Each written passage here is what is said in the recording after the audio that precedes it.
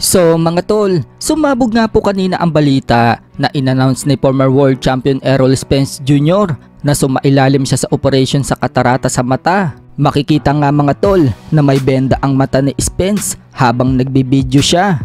Sa post naman ni Spence sa kanyang Instagram, sinabi niyang yan daw ang dahilan kung bakit hindi daw niya nakikita ang binabato sa kanya ni Crawford na mga jabs at hooks. So parang sinasabi ni Spence mga tol na kaya siya natalo kay Crawford sa undisputed match nila sa welterweight division noong July 2023 dahil hindi siya makaaninag, kaya siya tinatamaan na maraming suntok ni Crawford. Marami ang nagsasabi mga tol na excuses umano yan ni Spence. Halos 6 months na daw kasi ang nakakalipas, ngayon lang umano nalaman niya na may problema siya sa mata.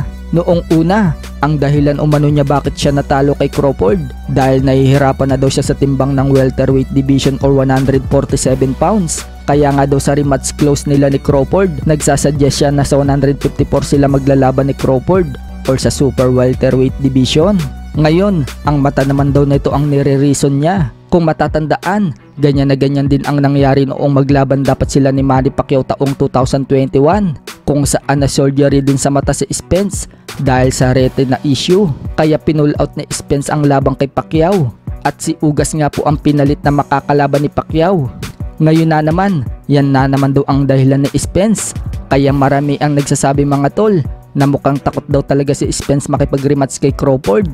Pero may mga nagsasabi naman mga tol na magpapagaling lang daw si Spence at lalaban pa rin daw kay Crawford. Sa kabilang banda naman mga tol, alam na nga po ng karamihan na isa ang lugar na Saudi Arabia ang napipiling paglalabanan ni undisputed super bantamweight world champion Japanese na Oya Inoue sa mga susunod na laban niya dahil napuno na ang venue sa nagdaan niyang laban sa Ariake Arena.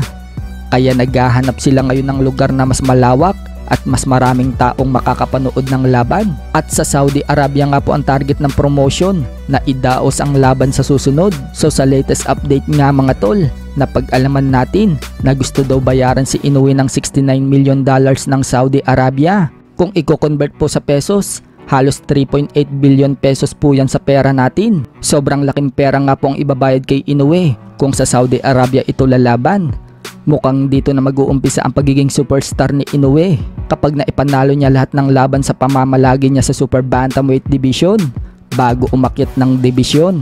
Pero sigaw ng mga Pinoy boxing fans ni former 3 division world champion General Casimero, labanan na daw ni Inoue itong si Casimero dahil kung matatalo daw ni Inoue si Casimero sa isang impresibo, hindi na daw sila magdududa sa kakayanan ni Inoue. Siya na daw talaga ang pinakamalakas sa super bantamweight division. So sana nga po mangyari ang laban na yan mga tol para malaman na natin kung sino ang titiklop sa dalawa.